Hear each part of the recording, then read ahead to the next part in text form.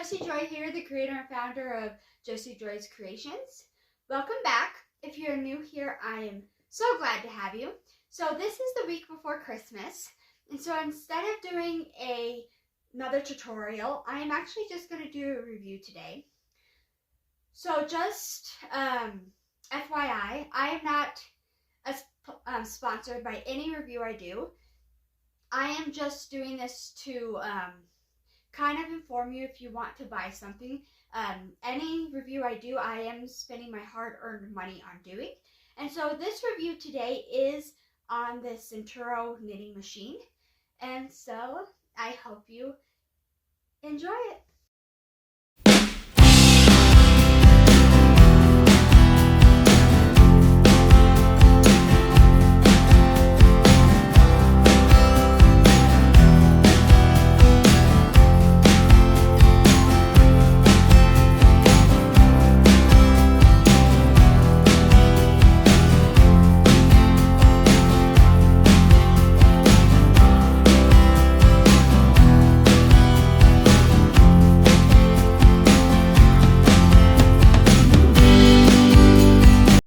So this is the Sentro knitting machine.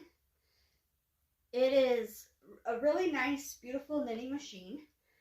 I spent about $45 on this machine on Amazon. Now, when you go on Amazon, there are several different sellers on Amazon. But I went on there, I bought this maybe, I don't know, a couple weeks before Thanksgiving. And they ranged anywhere from $45 to about $68, $70. When I went back there a couple days ago, this seller, it went up from $45 to $58. And so you're just gonna kind of have to shop around. This is a cheaper knitting machine, or this is the cheaper knitting machine. They do have a really expensive knitting machine called the Addy, and that one is a $237. And you can actually find it for, I think, about $188. But it just comes with the knitting machine. The $237 one, it comes with the knitting machine. It comes with some parts if the parts break. It comes with a little pamphlet or booklet that has patterns in it and stuff, and how to use the machine. I'm not sure if it comes with yarn. And so I probably want to someday invest in that and just kind of compare the two. So this machine, it didn't just come with the machine. It also came with 4 skeins of yarn. Now the yarn is cheap yarn. It's not quality yarn, but it did come with yarn to kind of get used to the machine. It came with a screwdriver to be able to put the machine together, because the machine isn't assembled. You have to assemble it. And so you have to, the legs, the top part is assembled, but the legs are not attached. And so you have to, it comes with 4 little screws, and you have to screw the legs in there. And then it comes with, you probably can't see it because it's on my table, but it comes with 4 little suction cups, and you have to put the suction cups into the legs. And from the videos I watched, a lot of the women had difficulties doing that, and I did too. But what I did was I took some pliers, and I just used the pliers, and the pliers helped me. And I did use my teeth a little bit. I wouldn't recommend doing that, but that helped me. And then it came with a little crochet hook. It was just a cheap plastic one. I didn't really need it because I crochet, so I have a ton of crochet hooks. And then it came with some plastic needles. It came with 3, I think, a large one, a medium one, and a small one. But again, those are cheap. Like tapestry needles, those are cheap. I have better tapestry needles because, again, I crochet. And so that's what it came with. I thought it was a really good investment. Now, it did not come with this little table, and I will tell you why I bought this table. Now, it comes with 4 little suction cups, and the suction cups are to keep it from moving, because it will, if it wobbles, you can drop stitches or have tuck stitches and it becomes a mess, right? And so I watched a bunch of videos, and they would say, you know, they would clamp it down because the suction cups don't really suction to plastic tables or wooden tables. And so a lot of people would have difficulties with their suction cups. And so they would like get these little clamps and just clamp them down. Now, from what I hear from the Addy, they don't have the suction cups, they already have the clamps. And so before I even got, this came in the mail, I went to, not Joann's, I went to Michael's to, I don't remember why I went to Michael's. I went to Michael's for some other reason.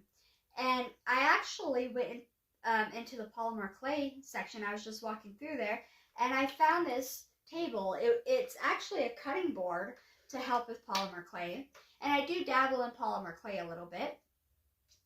And it was only $16, and I'm like, that would be perfect, right? And so I ended up buying it, and it works perfectly. These suction cups do not move. I'd be surprised if I can even get this knitting machine off this table at this point. I don't think I can. But it's perfect because it prevents it from moving. It's heavy, it prevents it from moving. And so I can carry this anywhere. I can work at my kitchen table. I've crocheted or I've knitted on my living room floor while my kids are watching TV, so I can still watch them. I've knitted on my bed, on my lap, just like this, just knitted like this, and I can hold it steady. It's perfect. So if you buy this and you're ever at Michael's or Joann's or anywhere and you're able to find one of these, it's the perfect size, and you can still use it for like polymer clay and everything. It's perfect. I definitely recommend it. It was only like 16 something, probably 17 with tax. 10 out of 10, definitely recommend it. So, what you'll see here, I hold it up. This is the tensioner. So this is how you hold your yarn. So you will feed it through here, and you will hold it through here. This is the crank, like that. Okay, and I will show you in depth, in detail, how this actually all works. It also has a timer, or it also has a row counter. Now, I've heard that a lot of people break their row counters. I heard that the two things that break, the first things that break are the row counter and the tensioner. Now, anything that breaks, you can find on Amazon. I've been able to find it. So they have electric row counters on Amazon. Now, I think that's a waste of money for several reasons. Like, you can use a pad of paper to count. You can buy or they have free row counters apps on your phone. You can get a clicker in the store. So you don't really need to actually buy an electric row counter on Amazon. But if you want to, because, you know, you're cranking so fast that it's just a pain in the butt to crank one row, stop, you know, stop and write it down or click, then you can do that. They do have that. They have the little, they have extra tensioners on Amazon. They have extra cranks. You can buy a crank if your crank breaks on Amazon. They have extra pegs on Amazon. They have extra of these on Amazon. They even have, if your the inside breaks, you can buy that on Amazon, or if the top breaks, you can buy that on Amazon. So I've heard people that break their machines, go out and buy a new machine, or they return it. You don't need to do that. You can just go on Amazon and buy the broken part, which is nice. Now, I have heard people that after a couple hats break their machine. The reason why I think that happens is because they're not nice to their machine. Okay, they think that because there's a crank and they can just keep doing it really fast. I don't recommend that. Okay, I recommend going really slow, like this. Okay, because this is only a plastic machine. It's not an industrial machine. You want to be gentle on your machine. Okay, so treat it very gently, and I think it will last. Okay. Now another reason why I think people's machines break is if it gets stuck. Oops. If it gets stuck, they just, instead of stopping right away, they just push it. If it gets stuck, don't try to force it. If it gets stuck, stop right away and figure out why it's stuck.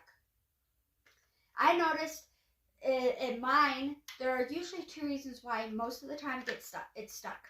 One is I have a knot in my yarn. So sometimes if I have a knot in my yarn and it's in the tensioner, it will get stuck in the hole and it will pull up on the tensioner. If that happens, do not force it. Stop right away and then back it up. But don't back it up too much, because if you back it up too much, then it will start to come off the pegs, and you don't want that. Just back it up a tiny bit, just enough where it will be loose on the tension guide, so you can get the knot off the tension guide. Get the knot out of your yarn, and then you can proceed. If you try to force it, you can either break the tensioner or you can break your machine. Another reason, I guess there could be three, but I'll get to the third reason later. But another reason it could be is if you're working in tubes, if you're working in panels, not tubes, panels, it gets really, and I'll talk about panels in a minute. I'll talk about panels when I actually show it face down on the machine, and so I can show you what the difference between panels and tubes are. But when you're working in panels, it gets really tight on either end, and so sometimes the yarn comes up and over a little bit, and it can pull on the peg, and it won't get it to go. So if you force it, you can break your machine. Those are the two common things that I noticed that makes the machine not go. Now another thing that I notice people do is you can get a little adapter and you can place it on your machine. You can take the crank off and you can place the adapter on your machine, and you can use a power tool and put it on it and make it go really fast. However, I always say just because you can do it, you shouldn't do it. Doesn't mean, or just because you can't do it doesn't mean you should do it.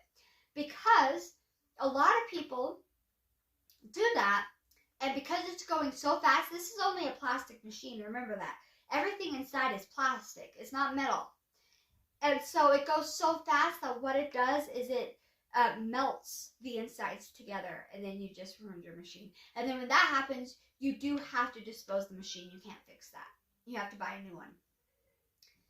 Now there are some people that, there are a little mini tool that you can do where it doesn't go as fast. Those might work better. Now there is an adapter where you can place where it actually makes this into an electric machine, and those might be better, not as harsh on your machine. Now let's go and do it face up so I can show you close up how to use this machine and how it works. Come on, let's go. Okay, so this is the machine up close. Okay. And so this is the top. These are the peg. Let me spin it around so you can see it better. So these are the pegs right here. And you have only one white peg. All the rest are pink. So this one right here is the white peg. Okay? And all the rest are pink. And about 3 pegs come up at the same time. So you have the going down peg, the one that's up, and the coming up peg. And those are the 3 pegs that you want to keep track of. Let me turn it around so you can see. These are the 3 pegs you want to keep an eye on at all times. All the other pegs are safe. If you make a mistake, it's going to be in one of these 3 pegs. Okay? So those are the 3 pegs that you want to keep track of. Okay? And so if you have a drop stitch or if you have a tuck stitch, it's going to be either in the one that is coming up, the one that is going, that's all the way up, or the one that is coming down. All the other pegs are safe. Okay? Now a tuck stitch is where there's 2 stitches on the peg. You only want 1 stitch on your peg at the same time. Now, I am still kind of researching on how to fix a tuck stitch. That one is a little bit more difficult. A drop stitch is where when your peg, which is this peg right here, came up, it pushed the loop off the peg. And what happens is it starts to unravel. And what that does is it creates a ladder effect. And so the sooner you catch that, the better. Because if it's all the way down here before you realize it, then it is harder to fix. But if it's right here when you realize it, then you just have 1 loop to put back on. But if it's all the way down here, then you have to pretty much fix it all the way up here. Okay, so I'm going to show you how to cast on. I hope you can see. It is very difficult to get the entire thing in my camera. But how you cast on is you start with the white peg, okay? And you want to crank. Let me show you the crank right here. And you want to crank forward. Oh, no. Sorry. You want to crank like that, I think. It's really hard to tell. You'll know when I put it on. It's really hard to tell right now, but you'll know. So, what you want to do, how you cast on, is you put the red yarn on your white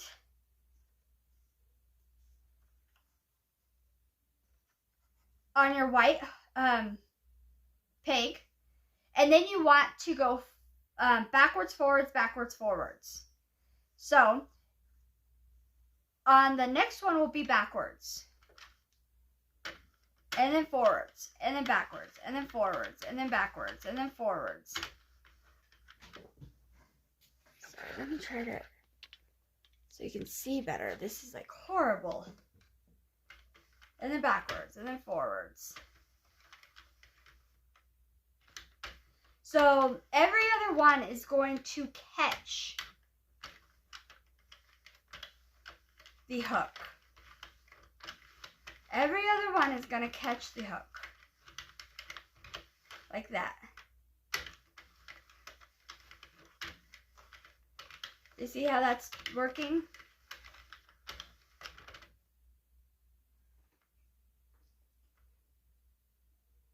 And if you did it right,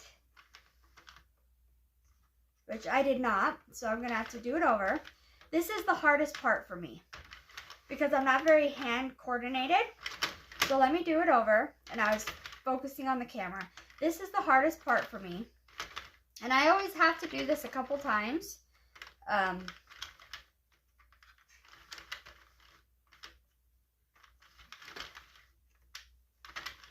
I always have to do this a couple times because I'm not very hand-eye coordinated.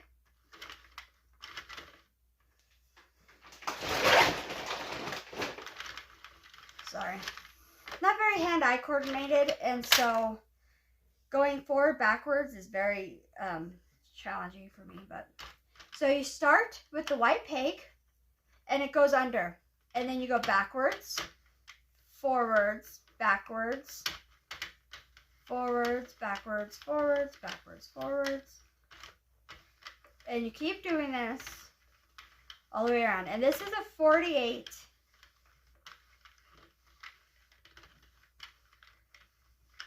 peg machine.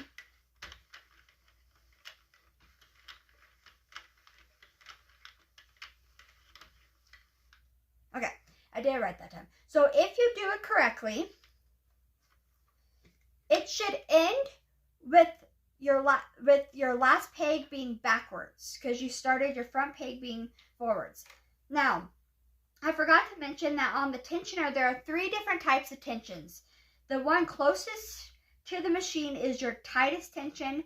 The one in the middle is your medium tension, and the one furthest away is your loosest tension. Okay, so I always like tight tension.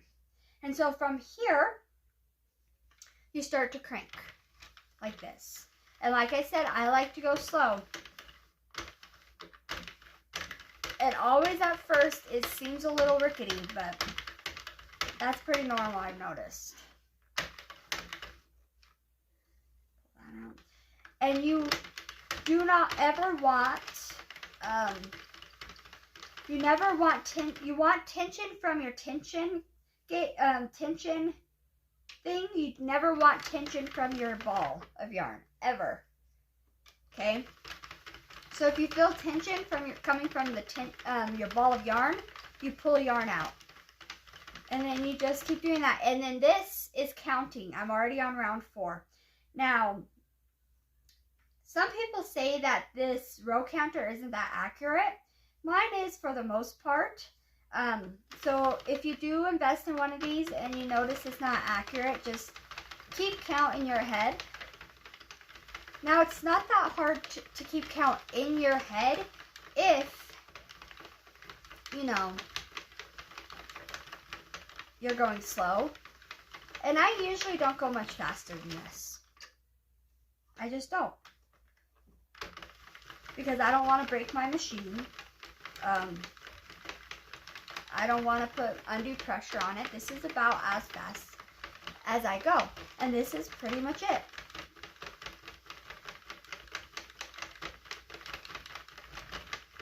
And this is in panel setting. So this is or tube setting, sorry. So this is a tube. A tube is where you just go around and around and around and around. And because this keeps count, you don't really need to keep count at all. And you just keep going around and around and around. Now, there are 2 different types of settings. I mentioned that before. There's tube and there's panel. A tube is where you just keep going round and round. Now I'm going to flip this around so you can see. Right here, it has a P and a T. It's a switch. So a T is tube, which is what we're on now. You just go around in a circle. A P, if you switch it on to P, is panel. So a panel is where you make flats. And you'll make a flat, and then when you're done, you'll sew it up on the side. Now, I don't ever use panels because it's kind of confusing. You can actually do panels without using that. And I think it's a lot easier to use panels. And I might do a different tutorial on how to do panels in another video. But yeah, it does have that setting. And this is pretty much it. And what this is if you don't know how to knit or you've never been good at knitting, this has the effects of knitting.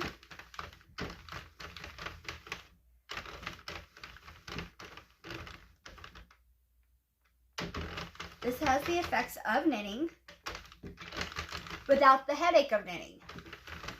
And you can crank out stuff in an hour. It's really great. And like I said, if you look right here, only these 3 needles are up. See, this needle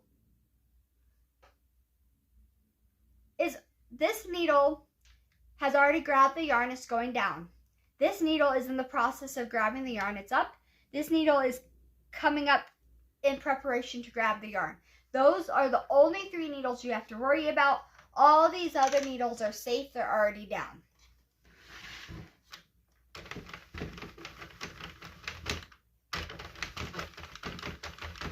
And then the white needle is your starting needle. That is where the timer will, or the row counter will go to the next row, is where your white needle is.